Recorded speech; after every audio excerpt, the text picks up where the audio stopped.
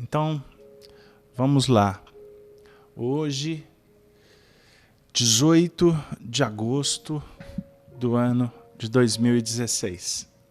Vamos iniciar o nosso programa de número 40, em torno do estudo do Apocalipse. Nesse momento, vamos juntos rogar a Deus a proteção e envolvimento para o nosso encontro. Senhor da vida, nesse momento em que nos reunimos em busca do Teu envolvimento, rogamos, Senhor, as bênçãos para o nosso encontro. Que os benfeitores espirituais possam, nesse instante, envolver a todos que aqui se encontram, a todos que estão acompanhando a transmissão de seus lares, do estudo do livro Apocalipse de João. Senhor, que a falange do bem possa, nesse momento, visitar aos lares aqui representados.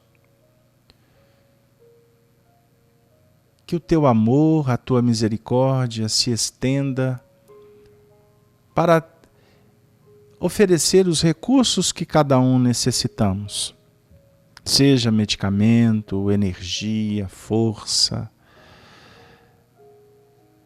Mas também, Senhor, rogamos o esclarecimento, a luz interior que precisa ser dinamizada nas suas expressões. Rogamos a Jesus, nosso Mestre e Senhor, que Ele possa abençoar o nosso encontro para que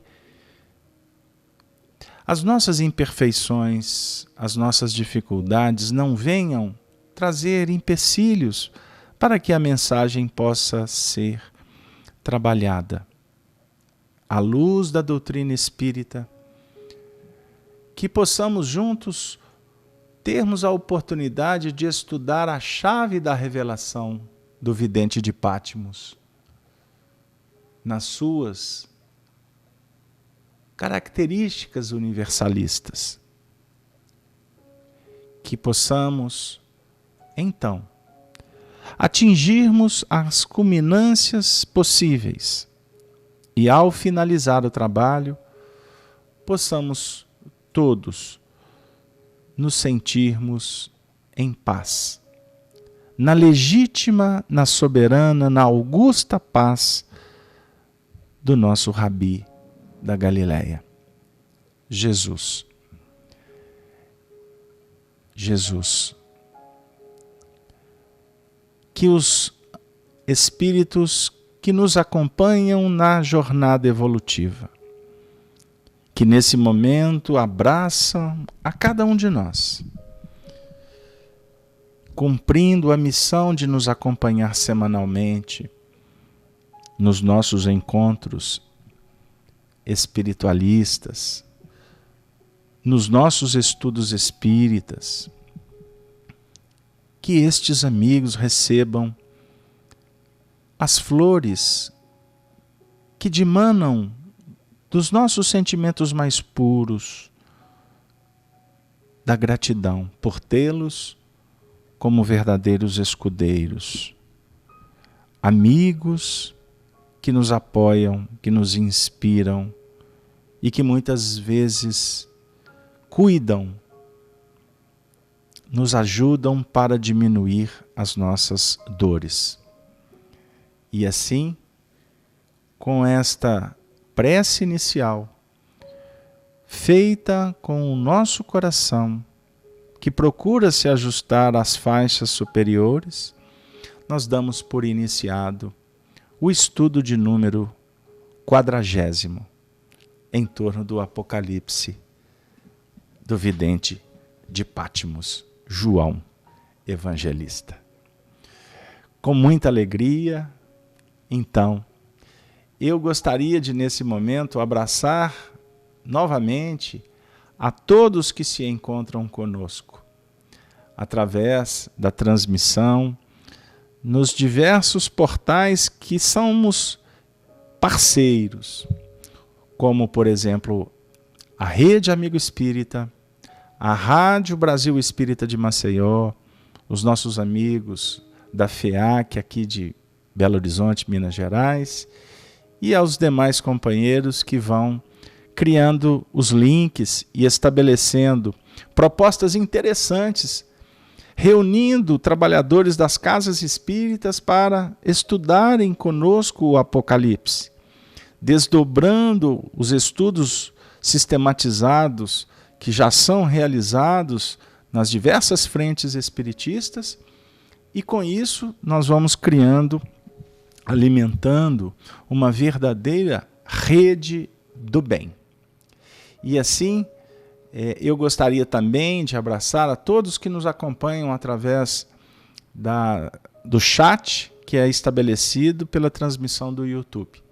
Nesse momento, abraço a nossa querida Cleusa, a Rita. Eu vou ler só alguns nomes, porque o tempo não permite, mas a Regina Celi, a Elisa, Elisete Merico, o Diego, a Anitta, Helena Padilha, já falei, a Rita de Cássia, a Regina Celi também já citei, a Meire, tantos companheiros, Pedrina Carvalho, enfim, queridos amigos, muito obrigado pela presença de todos vocês. Sem vocês o trabalho perde totalmente o sentido. Embora, confesso, sem nenhuma pretensa ou falsa humildade, afirmar que somos os maiores beneficiados no que remonta a facilitar o estudo para vocês, porque temos que preparar e com isso vamos devagarzinho crescendo mais um pouco nesse aprendizado que sentimos estar apenas no seu início. Sem delongas, nós estamos hoje com um projeto de tentar fazer vamos dizer assim, um fechamento do capítulo 1 do livro Apocalipse. Lembrando que nós ficamos por várias semanas desenvolvendo reflexões em torno de alguns símbolos, como, por exemplo, o estudo que a gente tentou estabelecer em torno da evolução setenária, onde buscamos em algumas fontes reflexões que trouxeram ideias que vieram aclarar ainda mais o nosso entendimento. E é muito interessante porque não só nós vamos descobrindo, adquirindo cada vez mais certeza que o Apocalipse é o livro do nosso momento, desse nosso instante de despertamento espiritual. E quanto mais a gente esmiuçar, mais nós vamos encontrar elementos que possam favorecer, portanto, esse encaminhamento na senda evolucional. Então, para que a gente possa concluir, portanto, esse capítulo, eu vou reler apenas os últimos versículos e a gente vai tentar traçar alguns pontos que possam, vamos dizer assim, trazer ideias que vão nos auxiliar para abrirmos o capítulo 2 nos próximos encontros. Então, no primeiro capítulo, versículo 14, está assim escrito: E a sua cabeça e cabelos eram brancos como lã branca, como a neve, e os seus olhos como chama de fogo, e os seus pés semelhantes a latão reluzente, como se tivessem sido refinados numa fornalha, e a sua voz como a voz de muitas águas. E ele tinha na sua destra 7 estrelas, e da sua boca saía uma aguda espada de 2 fios. E o seu rosto era como o sol, quando a sua força resplandece.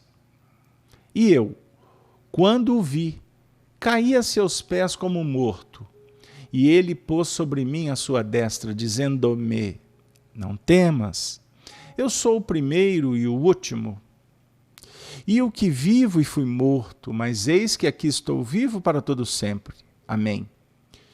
E tenho as chaves da morte e do inferno. Escreve as coisas que tem visto, e as que são, e as que depois destas hão de acontecer. O mistério das 7 estrelas, que vistes na minha destra, e dos 7 castiçais de ouro. As 7 estrelas são os anjos das 7 igrejas, e os 7 castiçais que vistes são as 7 igrejas. Caríssimos companheiros, aqueles que nos acompanham já há algum tempo sabem que nós estudamos o livro Apocalipse por alguns anos no Grupo Emmanuel, junto com o nosso querido e inesquecível professor de doutrina espírita e evangelho, Honório Onofre de Abreu. E no dia 16 de 10 de 1999, nós estudávamos exatamente esse movimento final desse capítulo. E hoje, lá pelas tantas da madrugada, eu fui convidado a fazer uma viagem no tempo. E, nesta viagem, nós buscamos analisar exatamente esse encontro que me refiro, do dia 16 de outubro de 1999, e eu vou tentar aqui, de uma forma resumidíssima, trazer alguns aspectos que foram trabalhados pelo nosso querido Honório Abreu.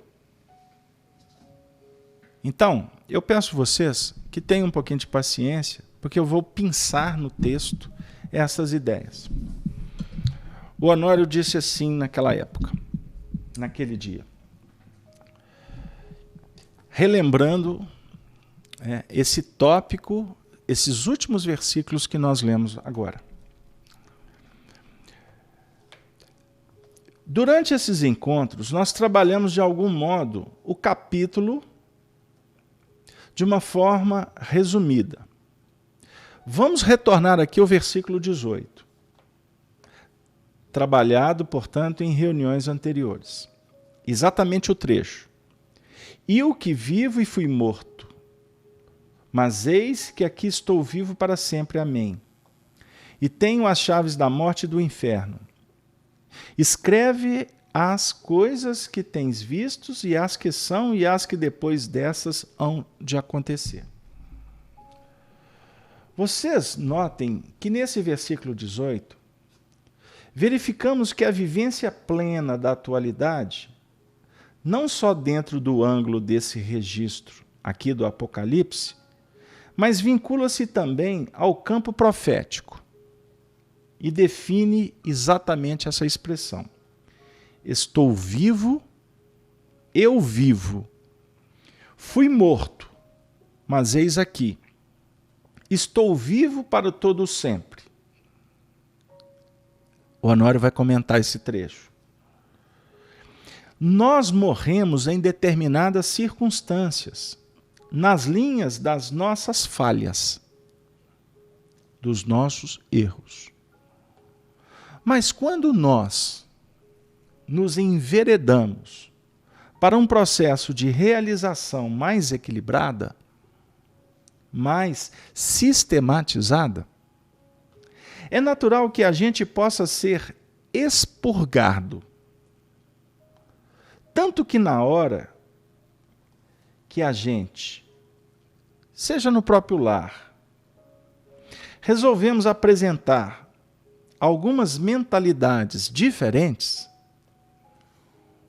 umas concepções novas, no que reporta a nossa forma íntima de pensar, nós somos imediatamente refugados. Nós não somos aceitos. O próprio Jesus define que os inimigos do homem são seus familiares. E esses, normalmente, são os que rejeitam. São familiares numa escala ampliada, também no campo da coletividade.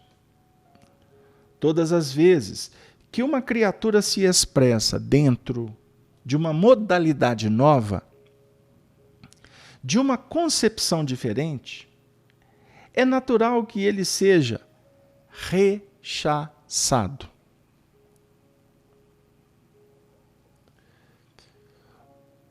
Vamos fazer algumas reflexões com relação a alguns expoentes da evolução, que praticamente não conseguem se manter ante a agressividade.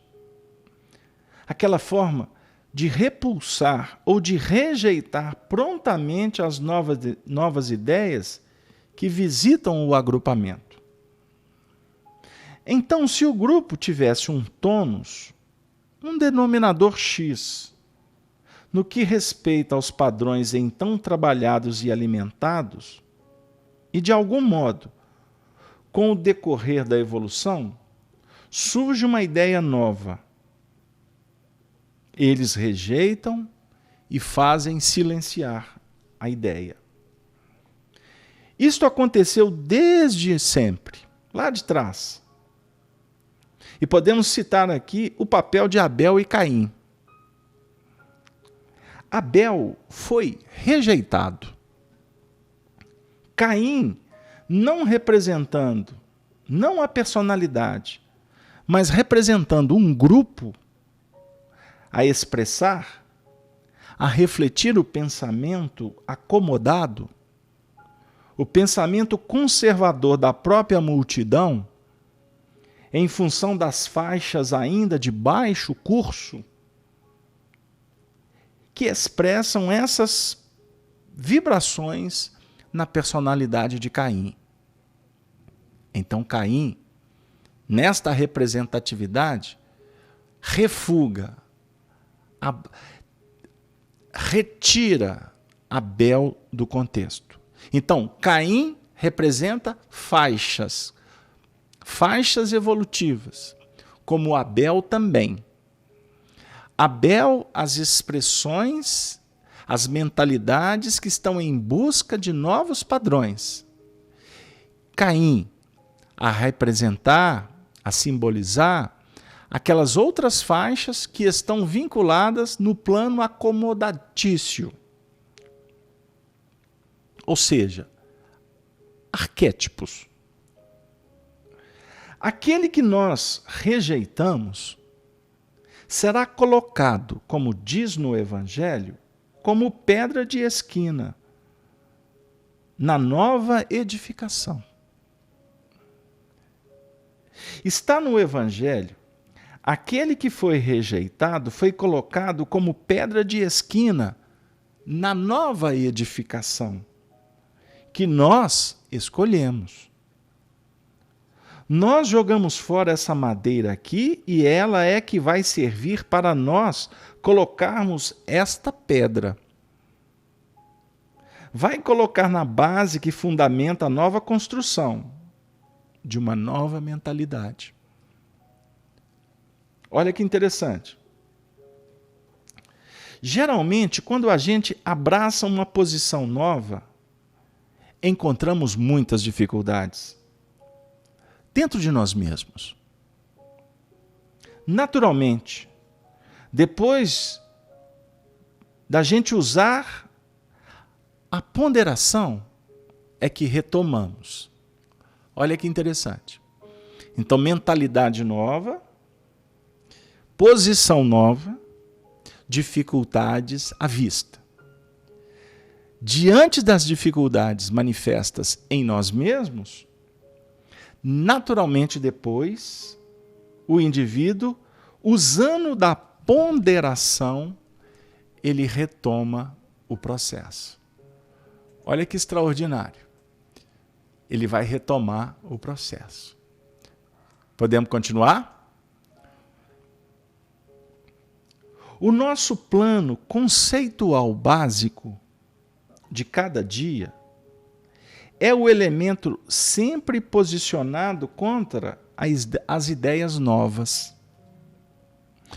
O conceito básico de cada dia, vamos repetir, é o elemento posicionado contra as ideias novas. O passado sempre vai, pela condição de acomodação, criar empecilho para o implemento de uma ideia nova. Porque esta é a linha que reflete a sistemática de vida que nós elegemos. E nós vamos guardando e vamos repetindo esta condição. Qualquer coisa que ameaça o nosso padrão eleito é tido como persona non grata. Ou seja, tem que ser retirado do contexto. Porque a gente não aceita mesmo, deliberadamente não aceitamos. Depois que acaba e surge. Como nós estamos entrando agora, continua afirmando Honório, num processo em que a evolução passa a se operar dentro de um sistema de aprendizagem consciente, refletindo em torno do campo educacional, nós temos que ficar atentos. Saber o que deve ser assimilado e incorporado como caracteres novos. E aquilo que efetivamente pode ser alguma coisa que não deva ser aproveitado, devemos deslindar, descartar. No versículo 19, continua Honório, e eu estou nessa cadência aqui porque ela está fluindo. Tens aqui a chave da morte e do inferno. Isto foi colocado em estudos anteriores, estão lembrados? Mas como nós vamos ter isso aqui lá na frente, nós não podemos deixar de voltar nesse ponto. Vamos observar que estas chaves da morte e do inferno, praticamente não são entregues. Por quê? Porque essa chave é resultante de um plano perceptivo de cada um. Então a chave não é entregue. A chave é plano de percepção. Aí eu faço um adendo. Allan Kardec apresenta a doutrina espírita como chave. Nós batemos na tecla da chave aqui várias vezes. Então, chave é para abrir. Chave é para facilitar o acesso. Só que, em tese, vamos falar da doutrina espírita. A doutrina espírita nos foi entregue por Allan Kardec, pelos espíritos, sob a tutela do espírito de verdade. Mas a doutrina espírita, ela não pode ser tratada apenas como uma proposta que vem de fora para dentro.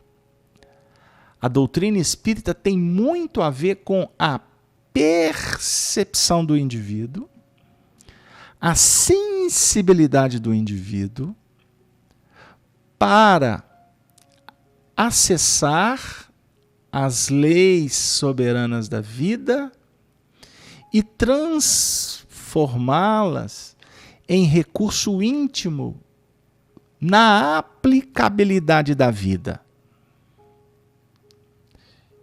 E essa frase é extraordinária para nós. A doutrina espírita, para muitos, é uma doutrina que você aprende ela de fora para dentro. Existem propostas educativas, existe conteúdo que são trabalhados em nível pedagógico, Existem propostas de preparação que são importantes, não tenhamos dúvida. Mas é um grande equívoco julgarmos que doutrina espírita, na sua complexidade, em seus fundamentos básicos, sejam assimilados pelos planos apenas cognitivos. É essencialmente assimilada no plano perceptivo, o que tem a ver com maturidade, com bagagem espiritual. Então é um equívoco julgar comportamentos. Nós perdemos tempo avaliando o contexto lá de fora.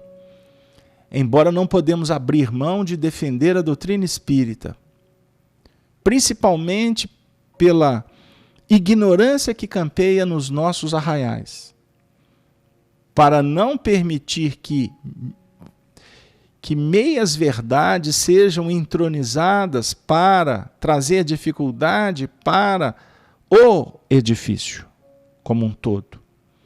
Esse foi o papel de Herculano Pires, que entendeu o pensamento de Allan Kardec.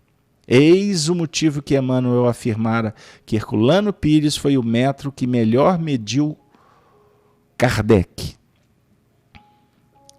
Eu até postamos hoje ou replicamos, compartilhamos um texto no Facebook da FEAC, e eu postei também no blog da FEAC, feac.com, sobre essa questão doutrinária dos tempos atuais. Mas vamos voltar que o nosso estudo aqui é de evolução. Quer dizer, não apenas nós passamos a ligar ou a desligar quanto ao futuro, nas nossas faixas de conquistas, mas naturalmente quando se trata dessa condição aqui, que nós saiamos daquela condição personalística, de usar e de tirar o maior benefício e penetramos no sistema cooperador de auxílio, de ajuda. Aí não será tanto apontar o céu para as pessoas, mas quase sempre nós iniciamos em tirar a criatura do sufoco, dentro de um plano terapêutico. Olha o que o Honório está colocando. Agora, nós sabemos que esse texto, Chave da Morte e do Inferno, tem que estar associadas, essas chaves, às chaves dos céus. Então não adianta você mostrar a chave do céu para alguém que está no inferno. Vamos com calma. Isso pode estar apertando o parafuso para alguns, mas a gente vai devagar e a gente vai explicar. Então eu vou repetir. Vamos repetir. Então não adianta você mostrar a chave do céu para alguém que está no inferno, mas acha que aquele inferno é o próprio céu. O céu dele. E ele não abre mão disso. Porque essas características não é para ficar assustando, constrangendo. Nós precisamos acabar com essa ideia de um céu absoluto, de um céu fechado, de um céu departamentalizado, de um céu que está num lugar circunscrito, definido, em uníssono para toda a humanidade. Porque isso não existe. Não existe. Às vezes, cultivamos uma vida por várias reencarnações e vai concluir lá na frente aquilo que não era o melhor. A gente hoje, à luz da doutrina espírita, temos notado que somos conservadoristas. Porque continuamos a cultivar situações que não dá mais, que não dão mais. É preciso observar que, às vezes, nós identificamos padrões melhores, mas ficamos presos, acorrentados pelos caracteres velhos. Então essa chave vai abrir o cadeado dessas correntes. Então, a chave, no seu sentido de percepção, no seu sentido de sensibilidade, de entendimento, parte de dentro para fora para abrir cadeados. Olha que interessante. Muitas vezes nós, no afã da empolgação mística, queremos abrir as portas dos céus. Porque abrindo a porta do céu, a gente se livra do pecado, da treva. Nós, espíritas, queremos desobsediar todo mundo. Nosso pânico é falar de obsessores, é pensar que à nossa volta nós temos companhias desagradáveis. Então, o Honório, na sua percepção, na sua bagagem e, acima de tudo, na sua acuidade em identificar o pensamento daqueles espíritos que tutelam o movimento espírita, e esse foi o trabalho dele. Por isso é que ele foi um fiel instrumento, dentro das suas características de trabalho pedagógico, espírita. Ele procurou ter uma vida ética, com lisura, com hombridade, com dedicação, com esmero, com entrega, e se tornou um fiel instrumento para trazer sabedoria. E aqui não há culto à mitificação. Eu não estou aqui alimentando mito, que é um problema das religiões, e que nós, no movimento espírita, alimentamos. E como eu tenho refletido, aprendido com as minhas limitações, um cuidado que devemos ter. O incenso, o alimento à idolatria. Mas eu vou voltar ao Honório. Ele está dizendo para nós, ele está traduzindo para nós um pensamento muito interessante e profundo. Não é fugindo que se resolve. Porque o reino dos céus, essa chave, é para que a gente possa trabalhar com a nossa realidade. Obviamente, sobre a inspiração dos céus, dos espíritos superiores, das dimensões purificadas, e etc, etc, etc, nas terminologias adequadas a cada um. Mas nós precisamos nos responsabilizar com essas chaves que vão abrir cadeados. Então o texto vem falar de chaves dos céus e chaves do inferno. Este é um recurso extremamente seguro. E é preciso ter força. Então, como chaves, para tirar desta situação, nós temos o trabalho. Temos a prece na atualidade. Temos as propostas do cultivo ao estudo. Estes padrões fazem papéis também de desafivelar, de abrir esses cadeados que nos prendem à retaguarda, em algemas, em cadeados vigorosos.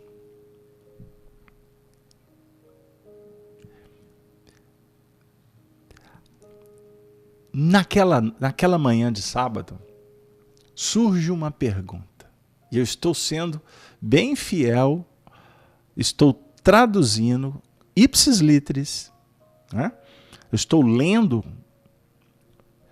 os registros que nós temos. Um companheiro perguntou: precisaria 2 chaves? Uma chave? Como é que funciona? Aí o Honório respondeu assim, e agora eu sinto que ele me responde novamente, porque eu vibrei com essa pergunta. Eu acredito que uma chave, em seu sentido mais filosófico, uma chave. Mas essa chave você pode abrir para poder olhar uma parte X, como pode abrir para ver uma outra parte Y. Então é como se fosse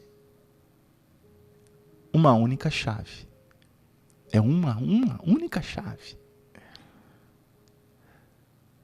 Mas nós deixamos no plural para que fique bem definido: céu, inferno, vida e morte.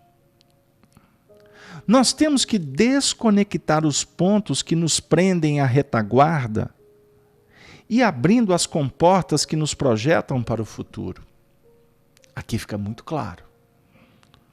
Nós vamos notar que a própria expressão morte e inferno estão relacionadas com a imersão nas faixas inferiores da evolução.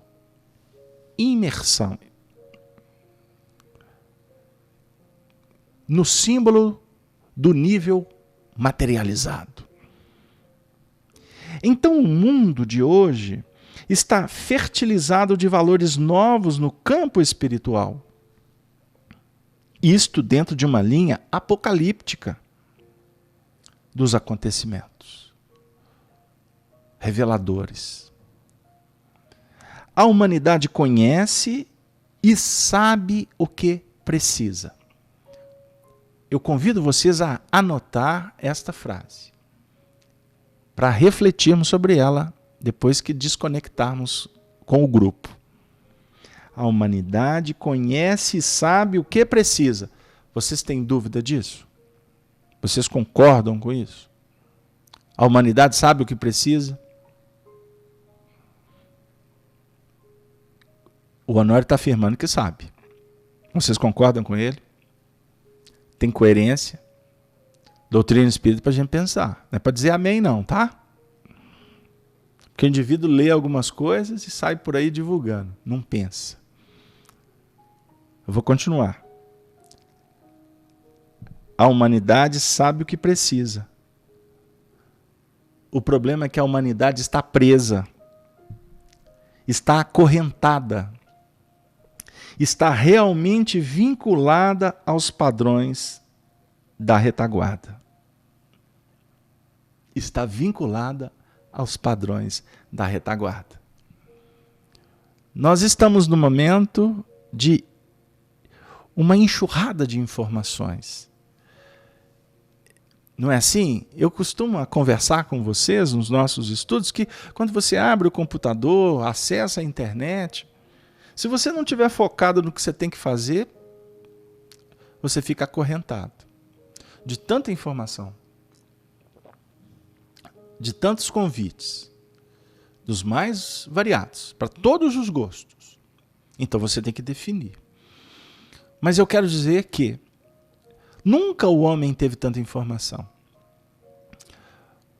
O que, inclusive, define o tanto que somos ignorantes diante de tantos assuntos. Por quê? O objetivo das ferramentas que nos foram ofertadas pelo mundo maior é nos convidar para aprofundar. Então, de alguma sorte, a gente sabe. A gente sabe sobre...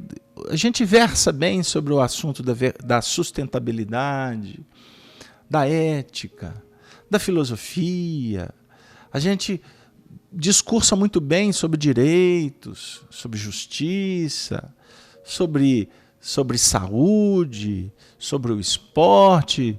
cada um na sua matéria é doutor. Nós nos arvoramos como profundos conhecedores.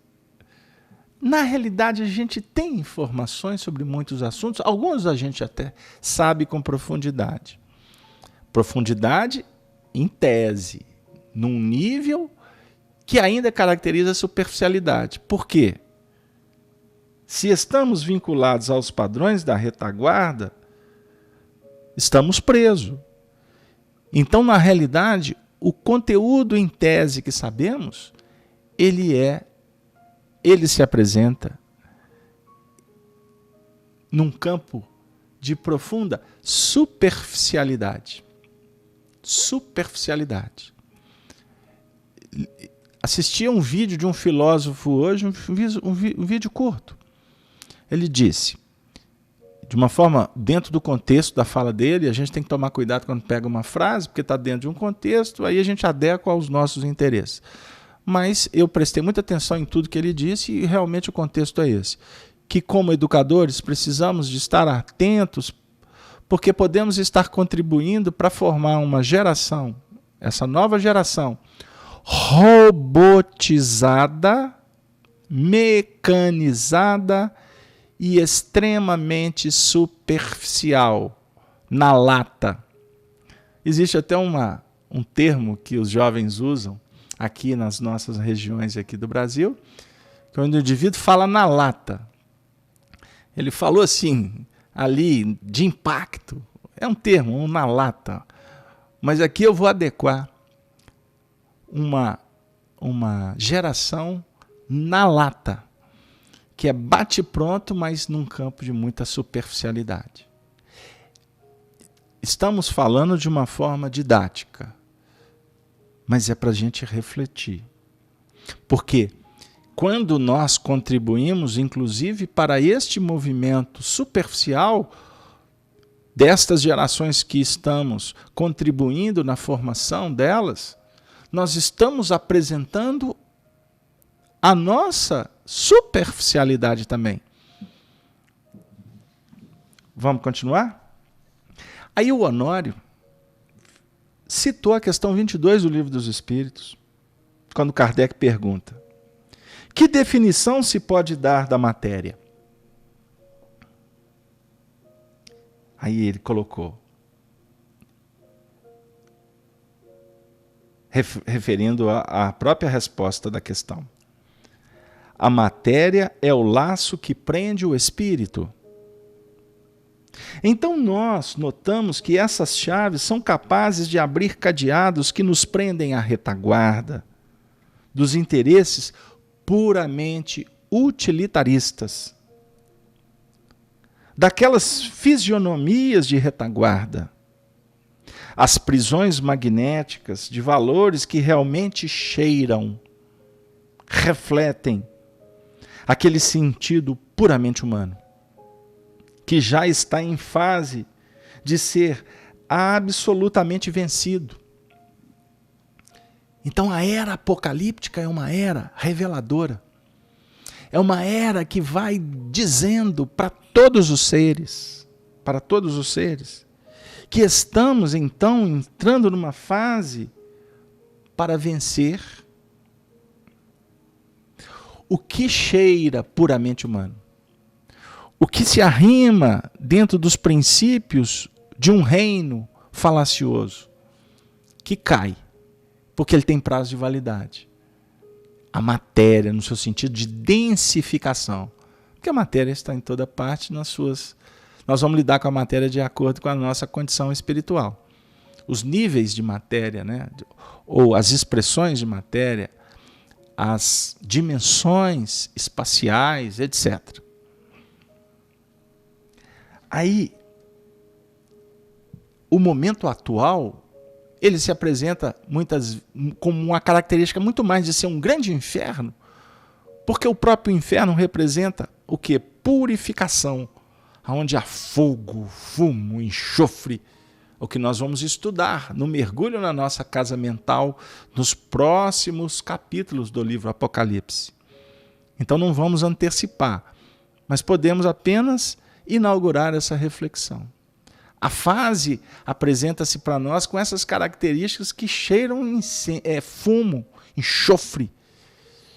Por quê? É como se estivesse acontecendo uma combustão, é como se estivesse havendo um incêndio devastador na nossa intimidade. Não foi o que aconteceu, o que anda acontecendo na sociedade, até no campo físico, não é? Secura de sentimento, secura na umidade relativa do ar, não é? No clima. Como que a natureza, infelizmente, vai responder? Sofrendo os reveses das alterações químicas que vão favorecer a chegada do fogo.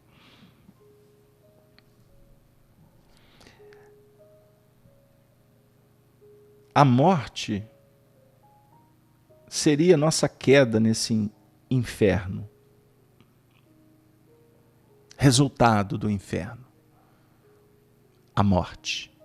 Queda. O inferno representa o status, o ambiente, o plano vibracional a que nós estamos ajustados. Então a morte significa você ingerir determinado processo, determinado quimismo que vai levar a uma viciação. O inferno é o ambiente em que você vai ser jogado nele.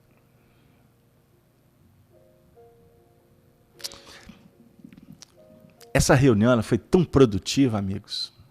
Ela foi tão rica, que possivelmente eu estou nos primeiros minutos dela aqui.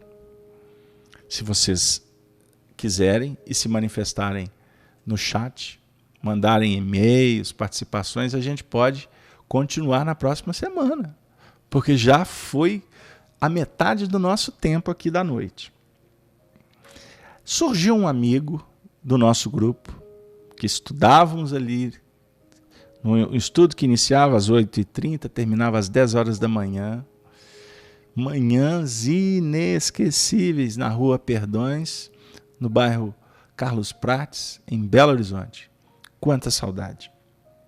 Hoje a gente mata a saudade multiplicando, né? Obviamente nas minhas limitações, mas com certeza com a ajuda daqueles que tutelavam o nosso querido Honório, não por merecimento nosso, mas pelo dever, pelo cumprimento da missão junto com os corações que irão reproduzir com muito mais qualidade esse trabalho que a gente está aventurando ousadamente realizar.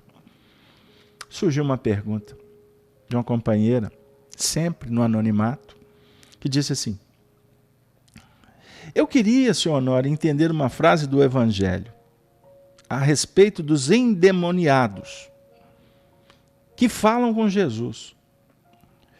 Viestes nos atormentar antes do tempo. Seria esta a questão do inferno que o senhor se refere? Aí o Honório prontamente, delicadamente respondeu: isso mesmo, minha irmã. Eles estavam, apesar de estar envolvidos, vivendo uma vida que elegeram, a misericórdia então começa a agir em nome da bondade do alto, através das entidades cooperadoras. Por quê?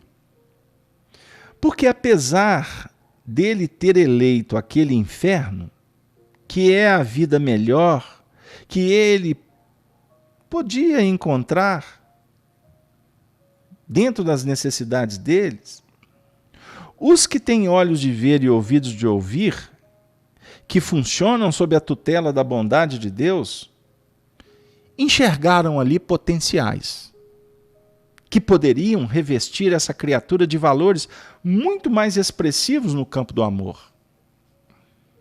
Olha que interessante a abordagem. Então,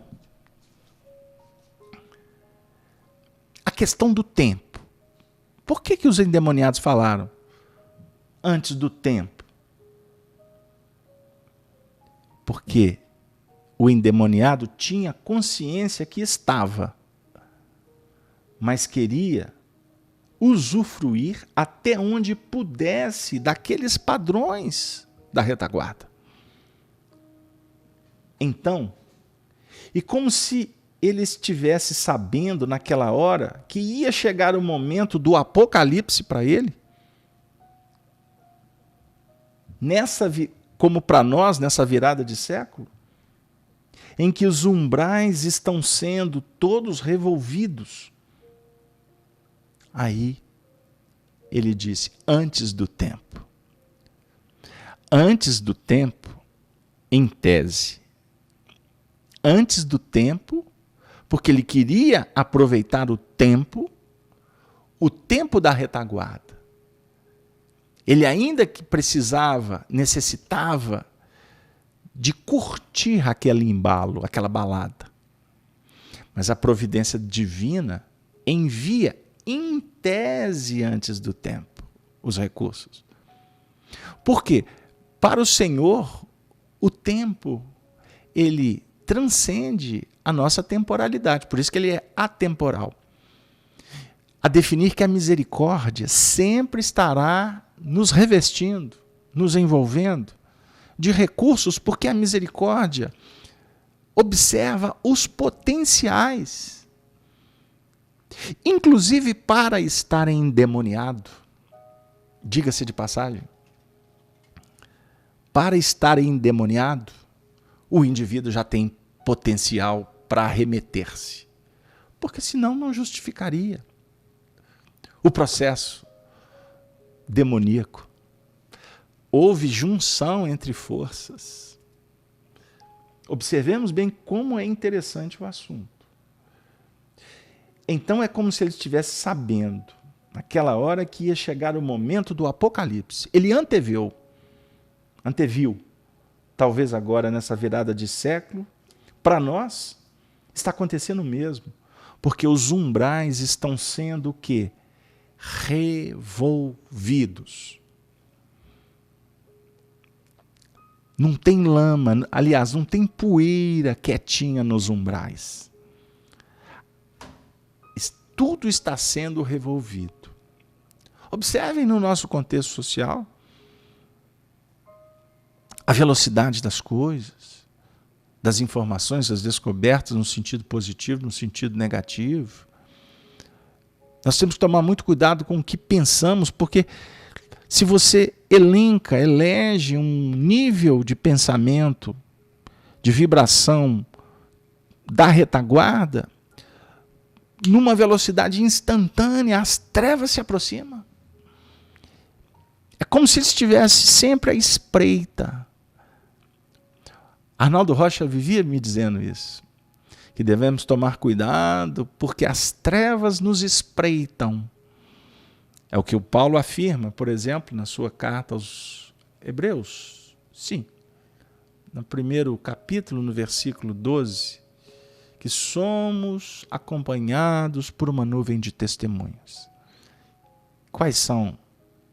Ou melhor, que tipo de testemunhas são estas? As que têm a ver com as nossas concupiscências, com os nossos potenciais. Talvez, vamos fazer um mergulho, vamos fazer ilações. Talvez o endemoniado estivesse falando isso, exatamente, por ser um espírito de autoconhecimento. Por isso é que ele disse, filhos de Deus Altíssimo, que temos nós contigo? Filho de Deus Altíssimo, o que temos nós contigo? Não foi a expressão? Vocês estão se lembrando do Evangelho? Ou seja, era uma coletividade. Sabiam perfeitamente do que estava acontecendo. Então, esses elementos, quando estão debaixo de uma treva realmente ampla e vigorosa, eles não apenas se submetem e alimentam as trevas, mas têm perfeito conhecimento de causa. Por quê? Laboram em leis, conhecem as leis. ou em planos organizacionais que nós não podemos nem cogitar a altura que chega, a competência, as mentes brilhantes que fazem parte destas organizações complicadas. Por isso é que nós temos que nos organizar em nome da luz e integrar as organizações da luz. Porque as trevas também, segundo os espíritos, se organizam, estão muito bem informadas de cada detalhe.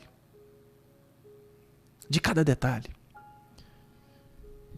Então, companheiros, muitas vezes nós, como estudiosos do Espiritismo, os que nos acompanham, que são seguidores de outros grupos religiosos, de outras doutrinas, independente do que você acredita, no seu sentido doutrinal, no seu sentido operacional, organize-se em frequências luz, porque as trevas são muito bem arquitetadas.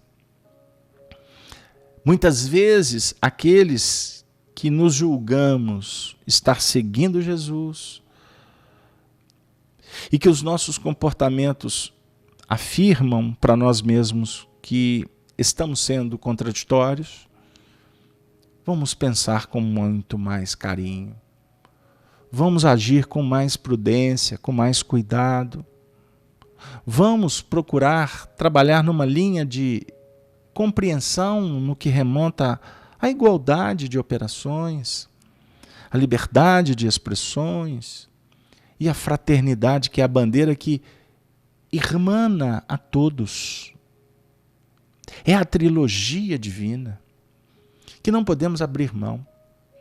Se nós pensamos de uma forma diferente, isto não pode invalidar as ações que agregam, que possibilitam intercâmbio. Podemos divergir de ideias, mas não de pessoas.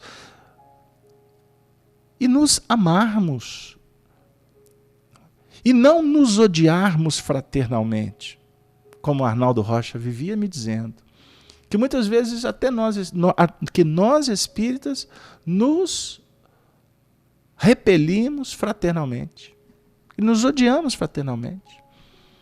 Eu acredito que Jesus tinha esse ou aquele tipo de corpo.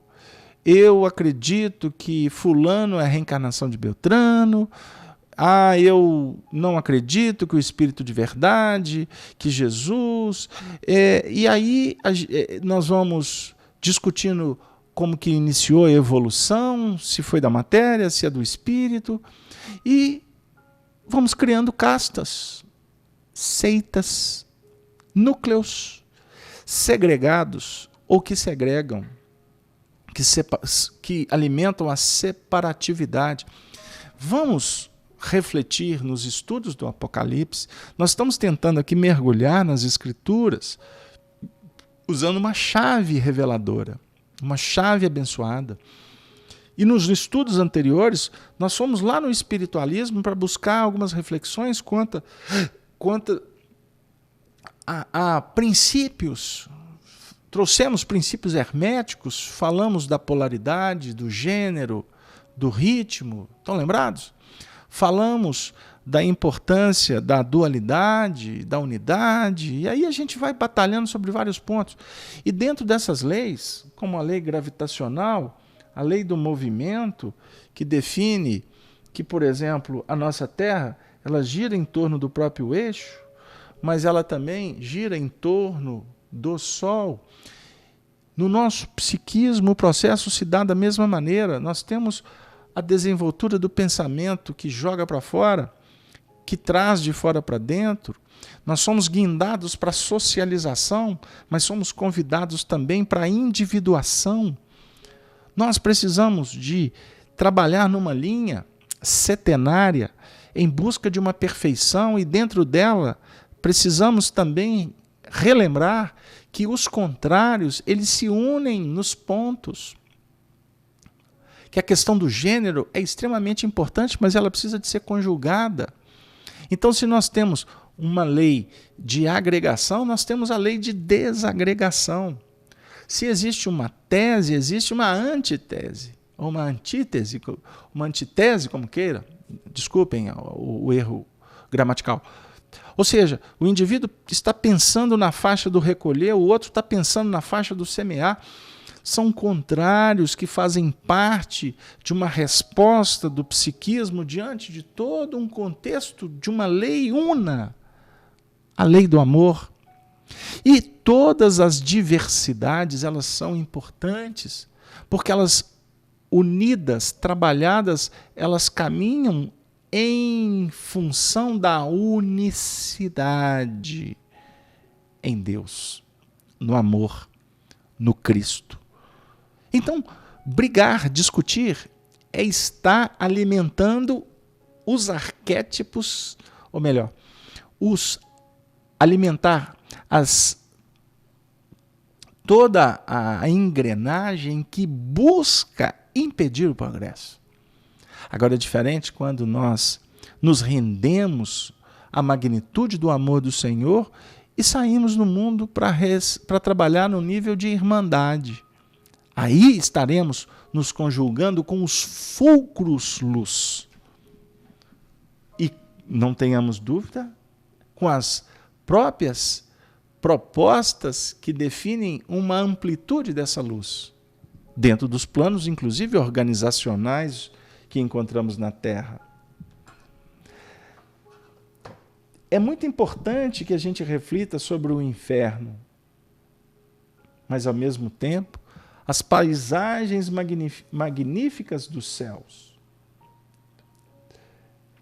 Vamos verificar o seguinte. O inferno é um inferno íntimo, é um estado de alma. Nós vamos observando que as paisagens, elas estão, então, refletindo o nosso mundo íntimo. Precisamos aprender a percrustarmos caminhos com essa ótica.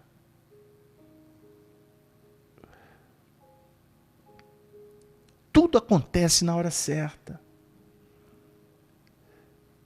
Nós devemos ver o futuro, operando no agora, mas prestando atenção nas manifestações do passado. Nós, portanto, vamos a cada passo tendo cada vez mais certeza do que nós precisamos. Mas cuidado, amigos, com o que nós gostamos. Daquelas ondas que nós estamos ajustados, porque elas são poderosíssimas. Aí é que entra o que nós chamamos aqui o inferno. Então o inferno não foi feito para ele no pé e julgar ele lá dentro. Não. Ele já é uma extensão dos nossos reflexos. O inferno está dentro do contexto. É nesse sentido. O inferno, repetimos, é extensão dos nossos reflexos. Reflexo esboça emotividade. Querem que a gente lembre da equação do Emmanuel no livro Pensamento e Vida? Reflexo esboça emotividade. Emotividade plasma a ideia. A ideia antecede a atitude, a palavra e a ação. Então, o reflexo é que vai estabelecer o nível do nosso inferno, ou as prerrogativas que irão nos projetar para os céus.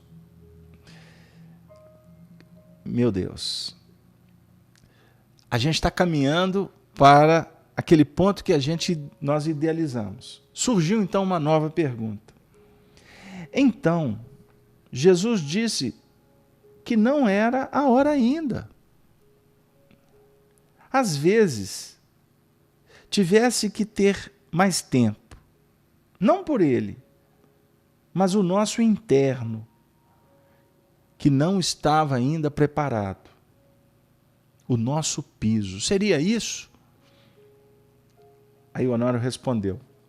Por exemplo, a quantidade de gente que a gente fala sempre aqui, que está querendo ir para o nosso lar. Aí ele fez uma brincadeira. Está todo mundo aqui querendo ir para um lugarzinho no nosso lar, não estamos? Porque vai ser totalmente constrangedor. Porque a vida que a gente está procurando diametralmente é diferente daquela que o nosso lar propõe. Então devemos tomar cuidado com essa história de querer ir para o nosso lar. Lembra que nós falamos da chave que abre para a gente ir para o céu, para fugir do inferno? Mas como é a vida em nosso lar? A vida em nosso lar para nós vai ser um céu? Ou a vida em nosso lar para nós pode se tornar um inferno? Vocês estão lembrados do livro Nosso Lar? Eu posso citar aqui quem não leu o livro, está perdendo. Quem assistiu o filme é um grãozinho bonitinho do livro Nosso Lar. Aliás, vale assistir o filme várias vezes. Mas é muito mais interessante ler e estudar o livro quantas vezes você puder.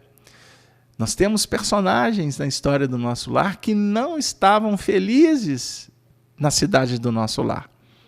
Vocês estão lembrados? Eu não vou citar para exatamente induzi-los a procurar ou relembrar. Aí o Honório disse, então, não é porque lá tem uma chave que para entrar aqui tem que ter política. Tem que conhecer o André Luiz. Ou então o Clarencio. Vai lá que eles te colocam para dentro. Não é por aí. Então, nós observamos que esses ângulos que serão comentados mais à frente no Apocalipse.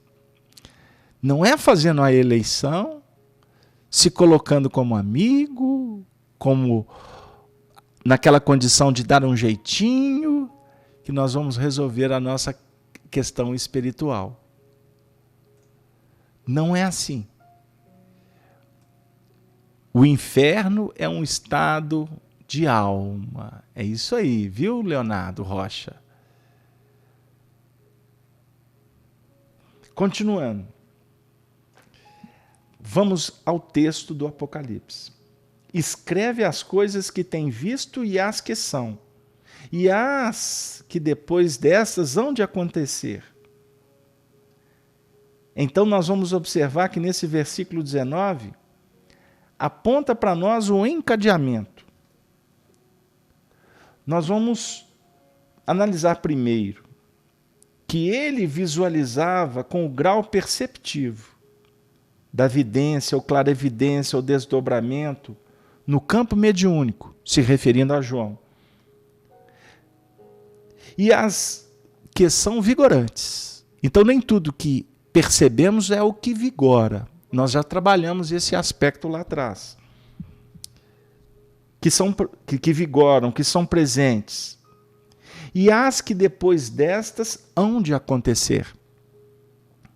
Porque muitas coisas podem ser vistas, mas não acontecem. Está correto? Você pode ver e pode o que você viu não acontecer. Outras acontecem porque já são, já aconteceram. E outras que vão acontecer no futuro. Então nós, geralmente, de acordo com o nosso grau de observação e de percepção, definimos um nível de compreensão. mas devemos abrir o coração, porque tudo sempre é mais abrangente do que a gente dá conta de perceber. Porque nós vamos perceber de acordo com o nosso nível, com o nosso grau de conquista, o acontecimento que está sendo percebido, detectado. Pode ser que nós estejamos hoje conseguindo alcançar, em nossa luta reeducacional e de opção de vida, padrões que nós vimos lá atrás,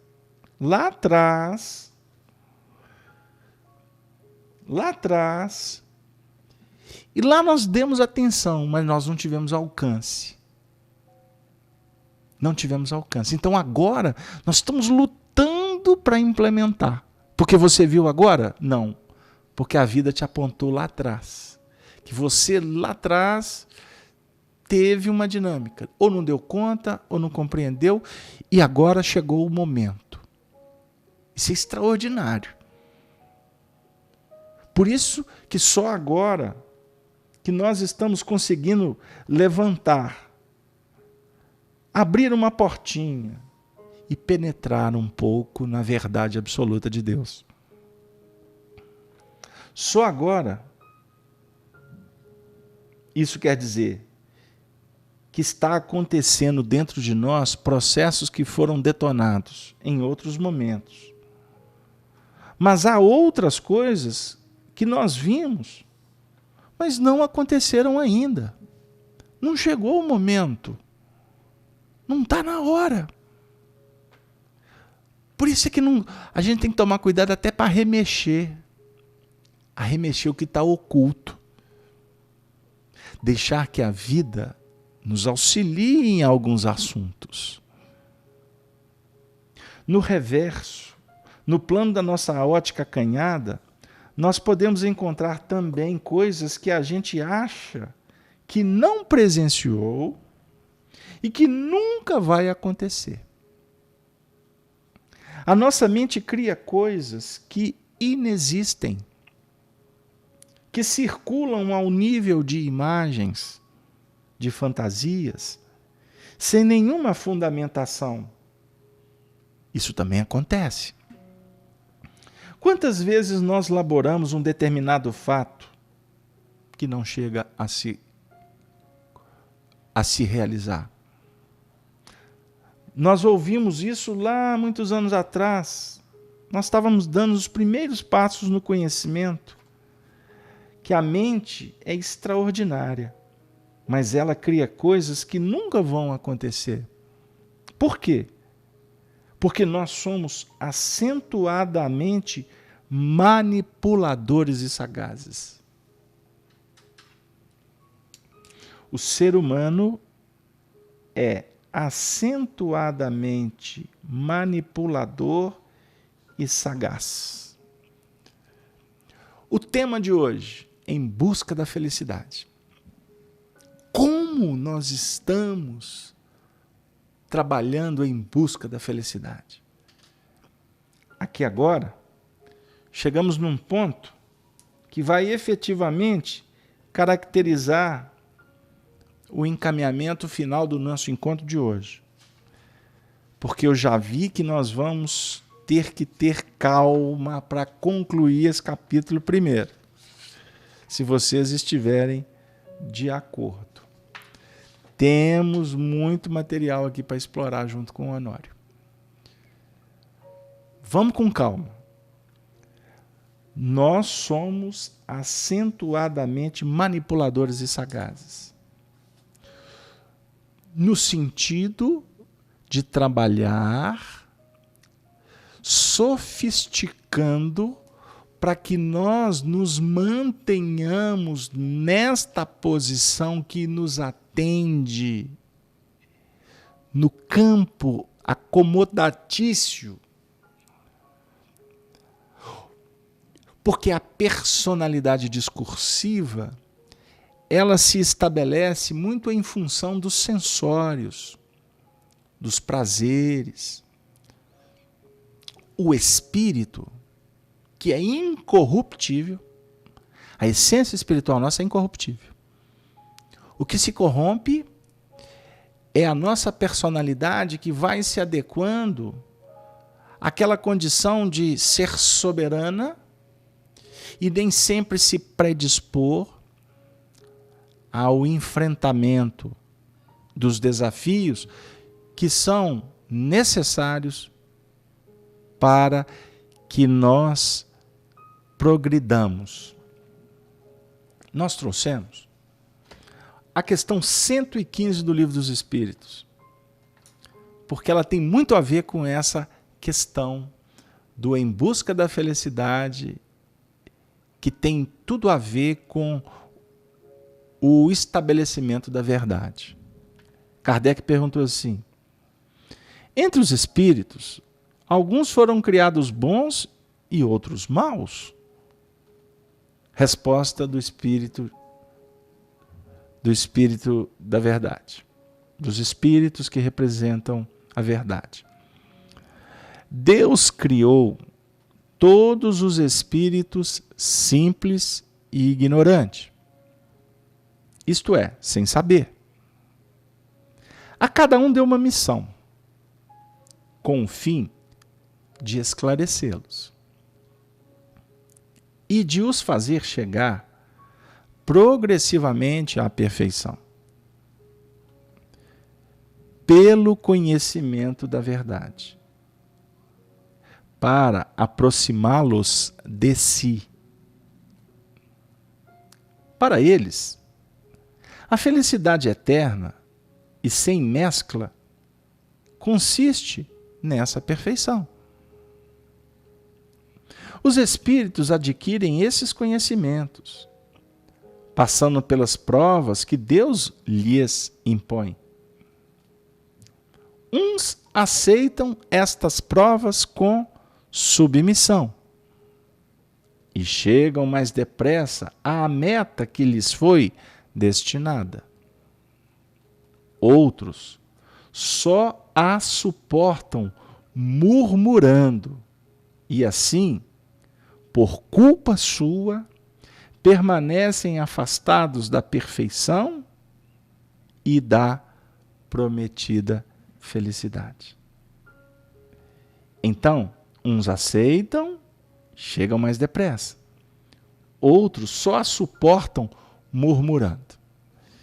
Então, a afirmativa é: somos manipuladores e sagazes. Somos porque nos colocamos na condição ainda dos espíritos da retaguarda, daqueles que ainda só murmuram. Não estamos nos colocando na condição de espíritos que aceitam as provas com submissão. Porque reclamamos, brigamos, estabelecemos debates, ou melhor, discussões estéreis, nós manifestamos indisposição.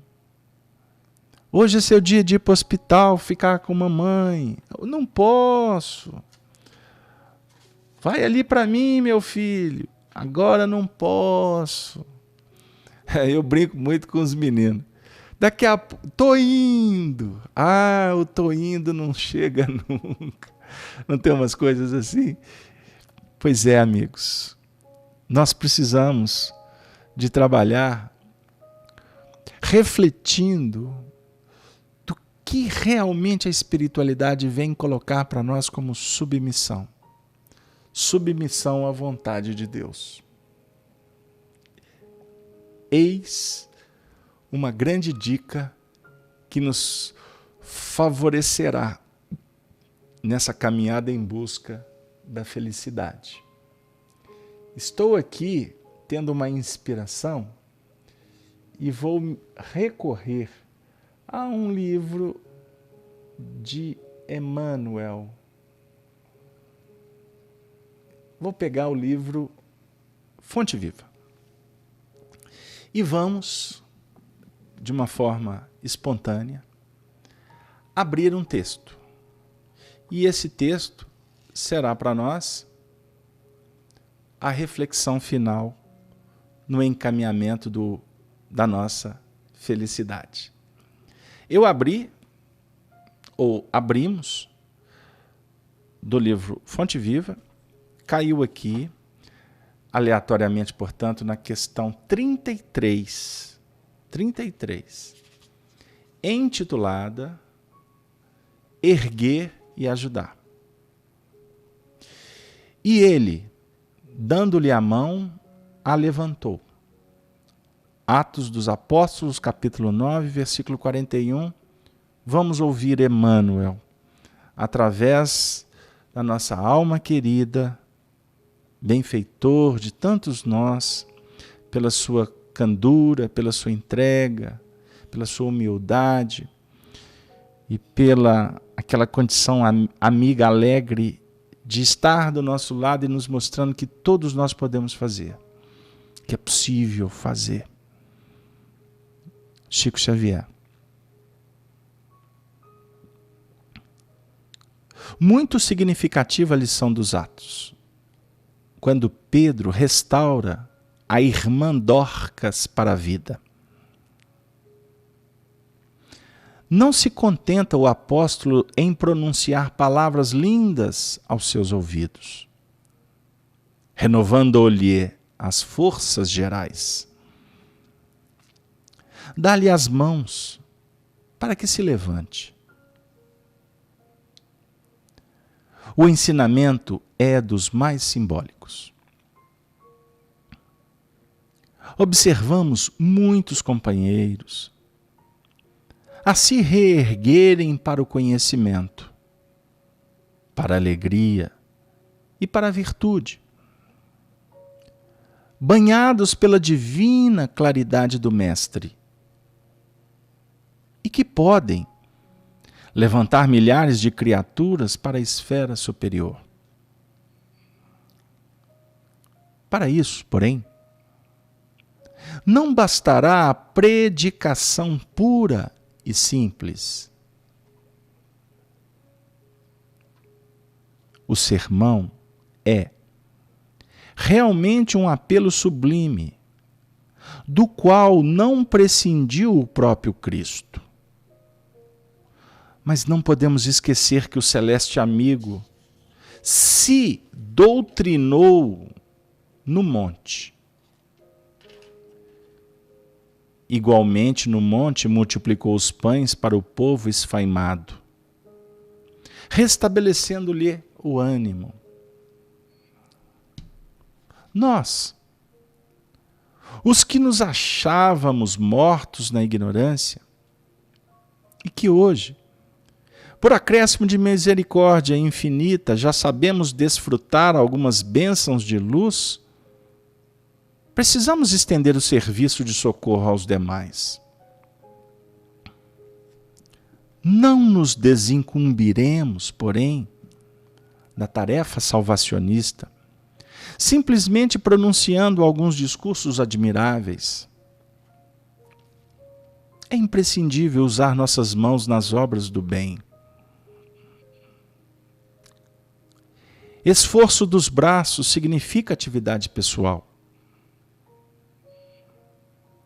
Sem o empenho de nossas energias na construção do reino espiritual com o Cristo na terra, debalde alinharemos observações excelentes em torno das preciosidades da Boa Nova ou das necessidades da redenção humana.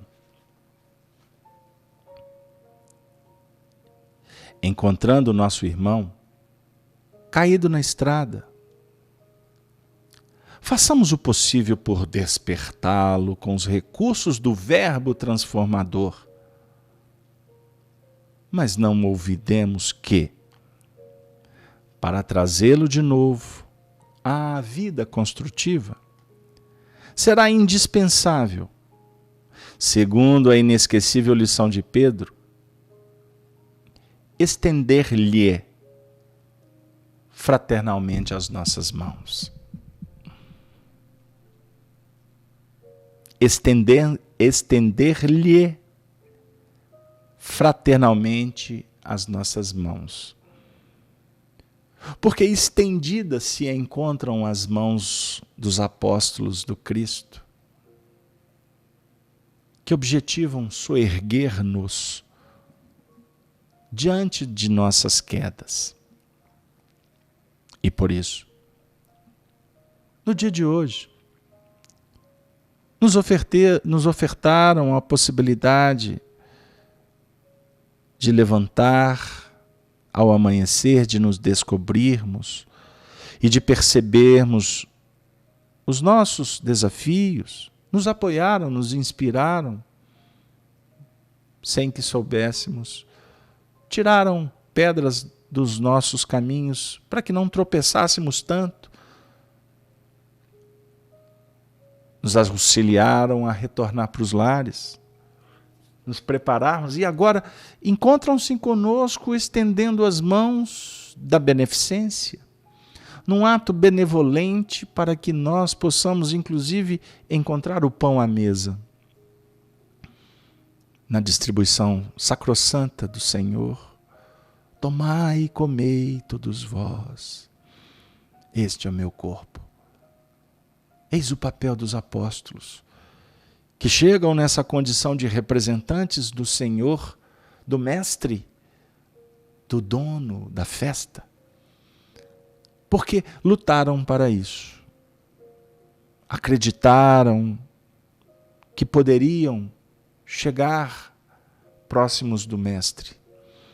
Deram a vida, sacrificaram, amaram, procuraram agir conforme suas consciências. E hoje podem dizer na intimidade de seus corações que são felizes por muito amar.